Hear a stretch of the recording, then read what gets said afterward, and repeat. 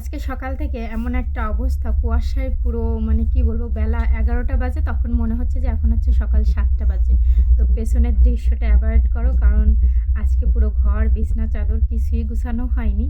তো সকালে দোকান থেকে খাবার এনে খাওয়া হয়েছিল, আর যে দুপুরের জন্য হচ্ছে খিচুড়ি রান্না করছি। ফ্রিজে উইংস ছিল, সেই উইংস দিয়ে ফ্রাই করার জন্য রাখছিলাম, সেটা দিয়ে খিচুড়ি রান্না করছি। তো এই তো খিচুড়ি। তো সাথে আর একটা জিনিস আছে, খুব মজার একটা জিনিস, কম্বল টম্বল সব কিছু মেলানো, কারণ সকাল থেকেই হচ্ছে বিছানার ভিতরে ছিলাম। এই যে এটা হচ্ছে বেগুন ভাজি।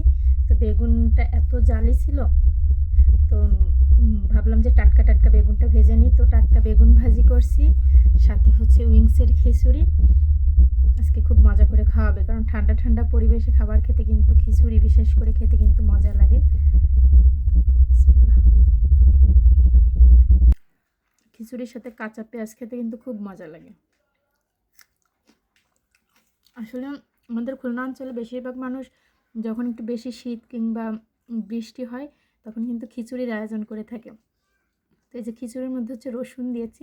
আমার হাজব্যান্ড বলতেছিল রসুনের কিন্তু দাম কম, বেশি বেশি করে রসুন খাইতে। তো আমি মাংস, খিচুড়ি সব কিছুর মধ্যে এমন আস্ত করে রসুন দিই, এটা খেতেও কিন্তু খুব বেশি মজা লাগে।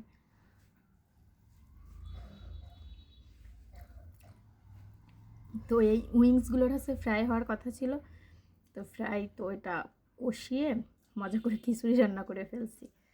বিসমিল্লাহ।